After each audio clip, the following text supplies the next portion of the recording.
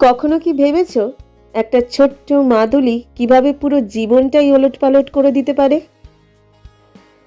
আজকের গল্পে এমনই এক সর্বনাশা মাদুলির কথা বলবো, যার নাম শুনলেই গা ছমছম করে। নমস্কার, তনুর গল্প সম্ভারে আমি তনুশ্রী তোমাদের সবাইকে স্বাগত জানিয়ে আজ আমি নিবেদন করছি লীলা মজুমদারের লেখা একটি কিশোর গল্প, সর্বনেশে মাদুলি। গল্পটা শোনার অনুরোধ রইল। যদি ভালো লাগে লাইক করে দিও এবং তোমাদের পরিচিত ও পরিজনদের সাথে শেয়ার করতে ভুলো না। তাহলে চলো শুরু করছি লীলা মজুমদারের সর্বনেশে মাদুলি।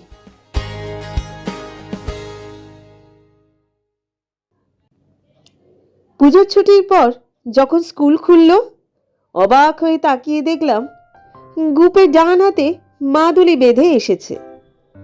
কনুইয়ের একটু উপরে ময়লা লাল সুতো দিয়ে বাঁধা চকচকে এক মাদুলি। আমি ভাবলাম সোনার বুঝি, কিন্তু গুপে পরে বলল নাকি পেতলের। ঘাম লেগে লেগে সোনার মতো হয়ে গেছে। টিফিনের সময় জিজ্ঞেস করলাম, কেন রে? তাতে সে এক আশ্চর্য কথা বলল। তার দাদামশাই নাকি যখন অল্প বয়স একদিন ঘুম থেকে উঠে দেখেন বালিশের তলায় চকচকে এক কুচকুচে কাকের পালক। প্রথমটা খুব খুশি হলেন, ভাবলেন দিব্যি এই কাকের কলম বানিয়ে বন্ধুদের লম্বা লম্বা চিঠি লেখা যাবে। পরে শিউরে উঠলেন, কি সর্বনাশ, কাক যে ছুতে নেই, ইয়ে টিয়ে খায়, তার পালক বালিশের তলায় এলো কোত্থেকে? আর কেউ দেখবার আগেই সেটাকে জানলার শিকের ফাঁক দিয়ে উঠোনে ফেলে দিলেন। কিন্তু কি আশ্চর্য, তার পরদিনও ঘুম থেকে উঠে দেখেন বালিশের নিচে আবার আরেকটা কাকের পালক। এবার আর কোনো সন্দেহই নেই। দস্তুর মতো কাক কাক গন্ধ পর্যন্ত পেলেন। দাদামশাই সেই দিনই মাছ মাংস খাওয়া ছেড়ে দিলেন, চুল ন্যাড়া করলেন। পাশের বাড়ির লোকদের তাদের গাছ ছাটা কাঁচিটা 6 মাস বাদে ফিরিয়ে দিয়ে এলেন। গঙ্গা স্নান করলেন। স্নান করে উঠে খাটের উপর দেখেন দিব্যি ফোঁটা কাটা, তিলক আঁকা, জটওয়ালা গেরুয়া পরা এক সন্ন্যাসী বাবা হাসি হাসি মুখ করে তারই দিকে তাকিয়ে আছেন। দাদামশাই তাকে ঢিপ করে প্রণাম করলেন। অমনি সন্ন্যাসী তার ডান হাতের কুনুয়ের ওপর ওই লাল সুতো দিয়ে মাদুলিটা বেঁধে দিয়ে দাদামশাইয়ের ঘাড়ে হাত বুলাতে বুলাতে বললেন, কুছ ডর নেই বেটা, সব ক্ষোভ সব কেটিয়ে যাবেন। দাদামশাইয়ের ঘাড়ে খুব সুড়সুড়ি লাগা সত্ত্বেও তিনি শুধু একটু কিলবিল করে বললেন, ঠিক বলছো তো ঠাকুর? গলার আওয়াজ শুনে চমকে উঠে সন্ন্যাসী ঠাকুর ঝুলির মধ্যে থেকে সুতো বাঁধা এক চশমা বের করে নাকে পরে আঁতকে উঠে বললেন, তা এ কে আছে রে? আরে আমি তো তোমাকে চিনতে পারিনি। ও মাদুলি উল্টু জমাদার কেউ আসতে বানায়া, দে দে রে বেটা, ও তোমারা নেই। কিন্তু কে শোনে? দৈবাৎ অমন মাদুলি মানুষের জীবনে এক আধবার ঘটে যায়, তাকে কি অমনি অমনি দিয়ে দেয়া যায়? দাদামশাই ছপাত করে মাল কোচা মেরে দে দৌড়। বাড়ি এসে অবাক হয়ে দেখলেন পাশের বাড়ির আম গাছের যে ডাল পাকা পাকা আম সুষ্ট তাদের উঠোনের উপর ঝুলছিল, অথচ পাছে নেপাল বাবু পুঁতে ফেলেন সেই ভয়ে কিছু করা যাচ্ছিল না। সেই সব আম আপনি আপনি দাদামশাই উঠোনে পড়ে গেছে। দেখা গেল নতুন কুয়োতেও ভোর থেকে ঠান্ডা মিষ্টি জল আসছে। রাত্রে ফেলাদা পুকুরে যে ছিপ ফেলে রেখেছিল তাতে মস্ত এক কাতলা মাছ পড়েছে। বেলা না হতেই দাদামশাই শালা গত বছর যে 5 টাকা ধান নিয়েছিল নিজে থেকে ফেরত দিয়ে গেল। উপরন্ত রবিবার দুপুরে নেমন্তন্ন করে গেল। বাড়ির ভিতর গিয়ে দেখলেন এমনকি দিদিমার পর্যন্ত হাসি মুখ। মাদুলির গুণ দেখে দাদামশাই অবাক। মনে মনে সন্ন্যাসী বাবার ময়লা পায়ে শত শত প্রণাম করলেন। সে থেকে বাড়ির লক্ষ্মীশ্রী ফিরে গেল। টাকা পয়সা হলো, গরু ভেড়া হলো, ছেলেরা বড় বড় চাকরি পেল, মেয়েদের ভালো ভালো বিয়ে হলো, এমনকি মামার বাড়ির গরুর দুধের ক্ষীর, গাছের আম আর পুকুরের মাছের কথা বলতে গিয়ে উত্তেজনার চোটে গুপের লোমহর্ষণ সিরিজের 20 নম্বর বইয়ের 5-6 পাতার কোনা কুচি কুচি করে ছিঁড়ে ফেলল। আরো বলল, এই সেই মাদুলি, 41 বছর 1 মাস দাদামশাই হাতে বাঁধা ছিল, একদিনের জন্য খোলা হয়নি। দাদামশাই হাতে সুতো বাঁধা মাদুলির সাদা দাগ পড়ে গেছে। গায়ে লেগে শেষে এমন হয়েছিল যে মাঝে মাঝে নাকি মাদুলিটার উপরও চুলকতো।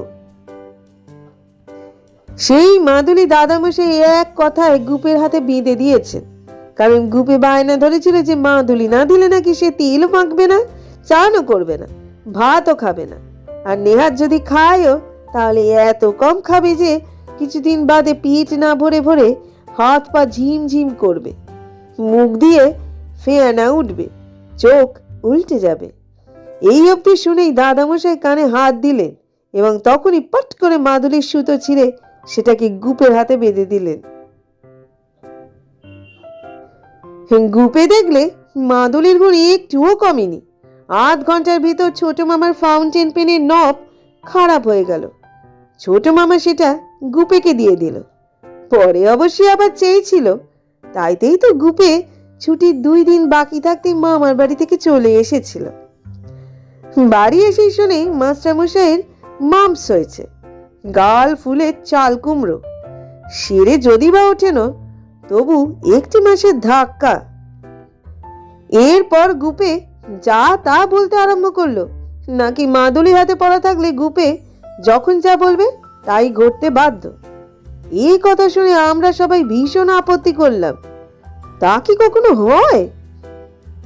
নগা বললে, এক যিশু ছাড়া আর কেউ?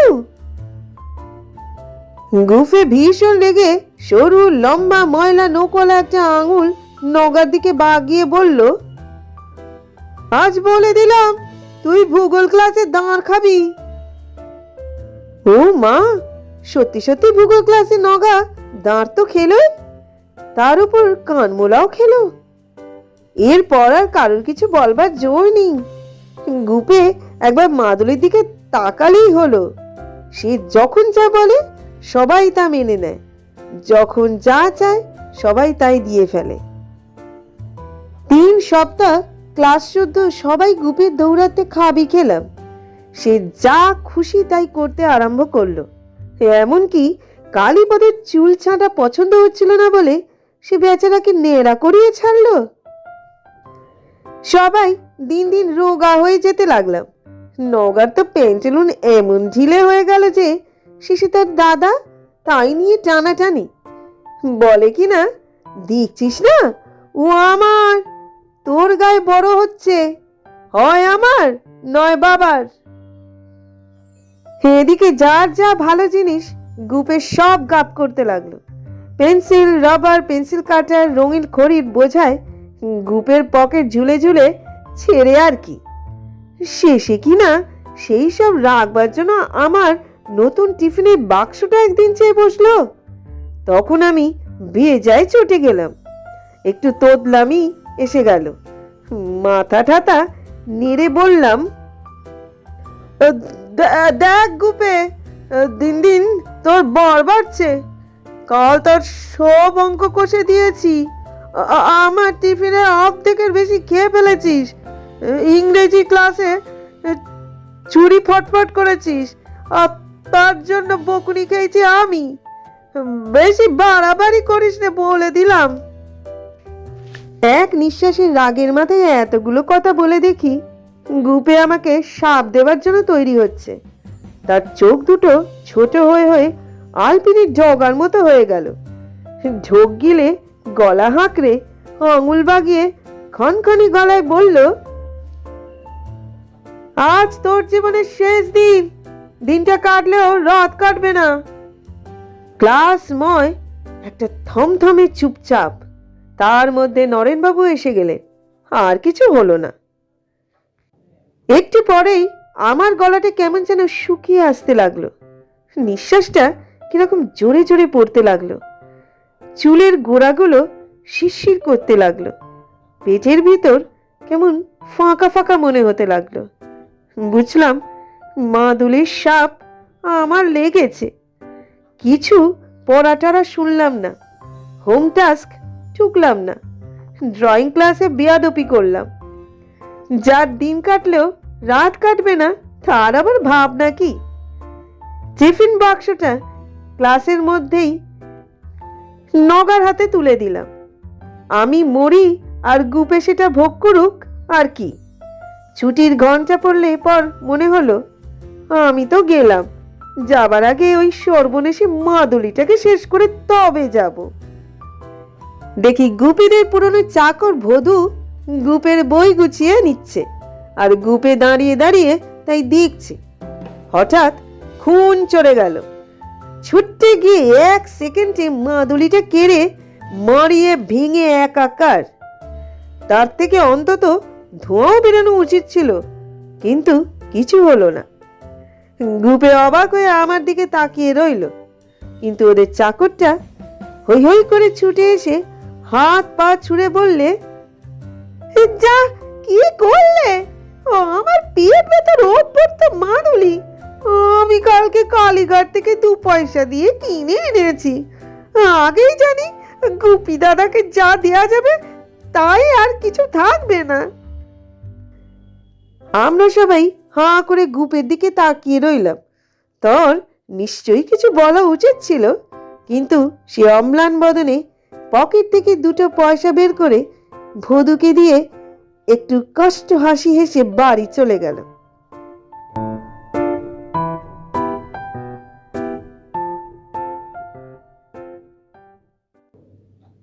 এইভাবেই বোঝা গেল অন্ধবিশ্বাস আর ভয়ের পেছনে ছুটলে কত হাস্যকর আর বিপজ্জনক পরিস্থিতি তৈরি হতে পারে।